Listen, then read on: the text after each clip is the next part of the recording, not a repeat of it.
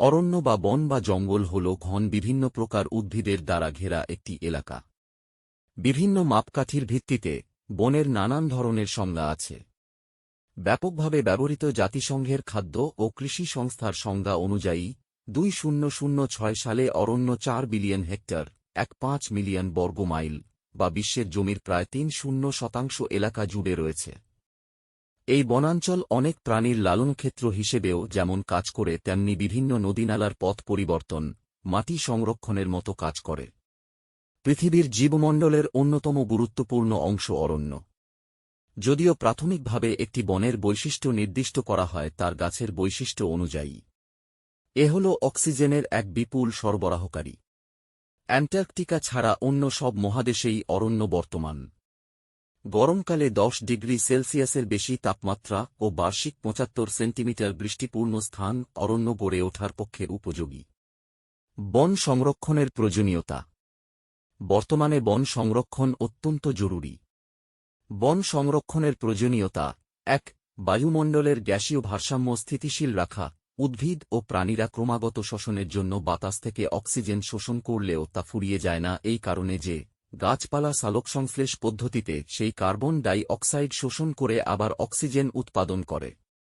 এখন বড় বড় গাছপালা সালোকসংশ্লেষ পদ্ধতিতে বিপুল পরিমাণে কার্বন ডাইঅক্সাইড গ্যাস অপসারিত করে এবং অক্সিজেন গ্যাস উৎপাদন করে। সুতরাং বনের গাছপালা ধ্বংস করলে গ্যাসীয় ভারসাম্য রক্ষার কাজে বিঘ্ন ঘটে। 2. ভূমিক্ষয় নিবারণ। বড় বড় গাছপালার শিকড় মাটির নিচে বহুদূর পর্যন্ত জালের আকারে ছড়িয়ে যায় যা মাটিকে শক্তভাবে ধরে রাখে।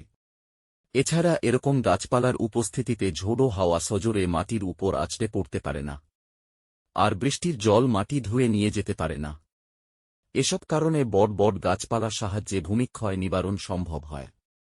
কোনো অঞ্চলের গাছপালা কাটা হতে থাকলে ক্রমাগত ভূমিক্ষয়ের ফলে সেই অঞ্চল ক্রমে রুক্ষ মরুভূমিতে পরিণত হতে পারে। 3. আবহাওয়া শীতল রাখা ও বৃষ্টিপাত ঘটানো। পৃথিবীর বুকে যে সব গাছপালা রয়েছে সেগুলি প্রতিদিন বাষ্পমোচন বা প্রস্বেদন প্রক্রিয়ায় ট্রান্সপিরেশন বিপুল পরিমাণ জল বাষ্পাকারে বাতাসে বের করে দেয়। পাতার পত্ররন্ধ্রের স্টামা পথ দিয়ে এই জলীয় বাষ্প বেরিয়ে আসে। একটিমাত্র ভুট্টা গাছ থেকে প্রতিদিন প্রায় 2.5 লিটার জল বাষ্পাকারে বাতাসে মেশে। এর থেকেই বোঝা যায় আকাশে মেঘ সৃষ্টির কাজে গাছের ভূমিকা কিরকম গুরুত্বপূর্ণ। এইভাবে বাষ্পমোচন করতে গিয়ে গাছপালা আশপাশের পরিবেশকে ঠান্ডা রাখে। আকাশে ভেসে যাওয়া মেঘ এই শীতল আবহাওয়ার সংস্পর্শে এলেও ঠান্ডা হয়ে বৃষ্টিপাত ঘটায়। এই কারণে বনাঞ্চলে বেশি বৃষ্টিপাত হয়। আমাদের মতো কৃষিপ্রধান দেশে বৃষ্টির জল কৃষিকার্যের জন্যে যে কত দরকার তা আমরা সবাই জানি। অধিকাংশ ক্ষেত্রেই চাষবাসের জন্যে এখনও এই প্রাকৃতিক বৃষ্টিপাতের উপর নির্ভর করা ছাড়া গত্যন্তর থাকে না। কৃষিক্ষেত্রে যত বৃষ্টিপাত হয় তার প্রায় 2/3 জলই গাছপালার বাষ্পমোচনের ফলে বাতাসে জমা হয়েছিল বলে ধারণা করা হয়। কাজেই এলোপাথারি গাছপালা কেটে ফেলতে থাকলে এই বাষ্পমোচন প্রক্রিয়াও যায় বন্ধ হয়ে, আর পরিণামে বৃষ্টিপাতের মাত্রা কমে যায় বা অনাবৃষ্টির সম্ভাবনা দেখা দেয়। আমাদের দেশে বিগত কয়েক বছর যাবৎ যে খরা পরিস্থিতি দেখা দিচ্ছে, বনাঞ্চল অপসারণকে অনেকে সেজন্য দায়ী করেছেন। এ ব্যাপারে সতর্কতা অবলম্বন না করলে শস্যশ্যামল কৃষিভূমি যদি কোনদিন রুক্ষ নিরস মরুতে পরিণত হয় তাহলে বিস্ময়ের কিছু থাকবে না। 4. অর্থনৈতিক গুরুত্ব। দেশের অর্থনৈতিক গুরুত্ব অনেকটা নির্ভর করে বনজ সম্পদের উপর। জ্বালানি কাঠ, ভেষজ ঔষধ, খাদ্য, বস্ত্র, যানবাহনের কাঠামো ও আসবাবপত্রের উৎস। বনজ উদ্ভিদ গৃহ নির্মাণে ও কাগজ তৈরিতেও ব্যাপকভাবে ব্যবহৃত হয়। 5. বন্যপ্রাণীর আবাসস্থল। বনের মধ্যে বিভিন্ন বন্যপ্রাণী বসবাস করে। বনজ সম্পদ ঠিকমতো সুরক্ষিত থাকলে বন্যপ্রাণীরা স্বাভাবিক জীবনযাত্রা চালাতে পারে। বন ধ্বংস হলে বন্যপ্রাণীরাও ক্ষতিগ্রস্ত হয়। বন সংরক্ষণের উপায়। বন সংরক্ষণের জন্য বনাঞ্চলের গাছ কাটা যথাসম্ভব কমাতে হবে। সেই সঙ্গে নতুনভাবে চারাগাছ লাগাতে হবে। দ্রুত বৃদ্ধি পায় এমন প্রজাতির নতুন গাছ লাগানো দরকার। বনে যাতে আগুন না লাগে সেদিকে লক্ষ্য রাখা প্রয়োজন। কারণ বনে আগুন লাগলে, দাবানলে বনজ সম্পদের দারুণ ক্ষতি হয়। বনাঞ্চলের উদ্ভিদের বিভিন্ন রোগ এবং পচনশীলতা দমন করা দরকার। উপযুক্ত সার প্রয়োগ করলে বনভূমির উর্বরা শক্তি বজায় থাকে। বনাঞ্চলের বৃষ্টির জল যাতে সহজে ওই এলাকার মাটিতে প্রবেশ করে সেজন্য মাঝে মধ্যে খাল কাটা এবং আল দেওয়া প্রয়োজন। বনাঞ্চলে মানুষ এবং গবাদি পশুর অত্যাচার যথাসম্ভব কমাতে হবে। লুপ্তপ্রায় উদ্ভিদের সংখ্যা বাড়ানোর জন্য ব্যবস্থা যেমন নিতে হবে, তেমনি আবার ক্ষতিকর কীটপতঙ্গের হাত থেকে বনাঞ্চলের উদ্ভিদকে রক্ষা করতে হবে। ধ্বংস হওয়ার কারণ। লক্ষ লক্ষ বছর আগে পৃথিবীর প্রায় 60% অরণ্যাবৃত ছিল। আমূল জলবায়ুর পরিবর্তন, হিমশৈলের চলন এবং মানুষের কার্যকলাপের জন্য বিপুল অরণ্যভূমি নষ্ট হয়েছে।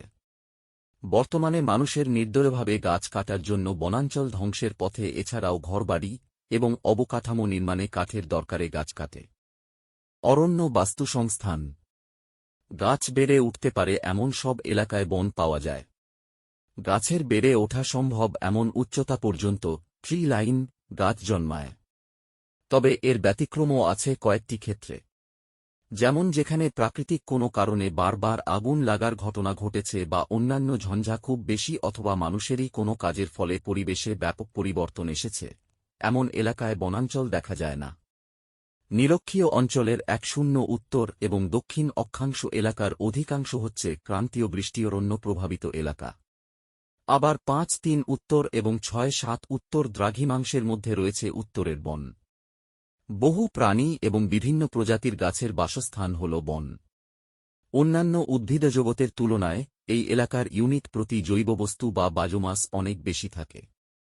মাটির নিচে শিয়ড পদ্ধতিতে এবং গাছের আংশিকভাবে পচে যাওয়া বর্জ্য বস্তু থেকেই বেশিরভাগ সময়ে এই জৈববস্তু তৈরি হয়।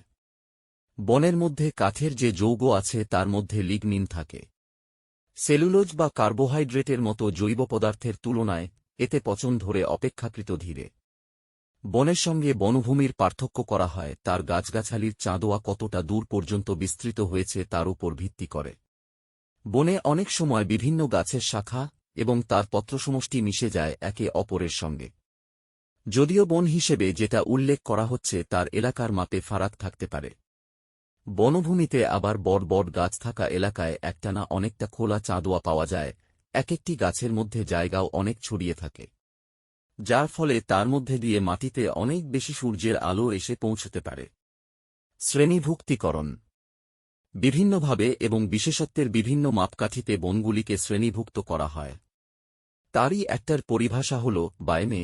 প্রজাতির অধিকাংশের পাতার দীর্ঘজীবনের সঙ্গে কিভাবে গাছপালা টিকে থাকে তাকেই প্রকাশ করা হয় এই পরিভাষা দিয়ে।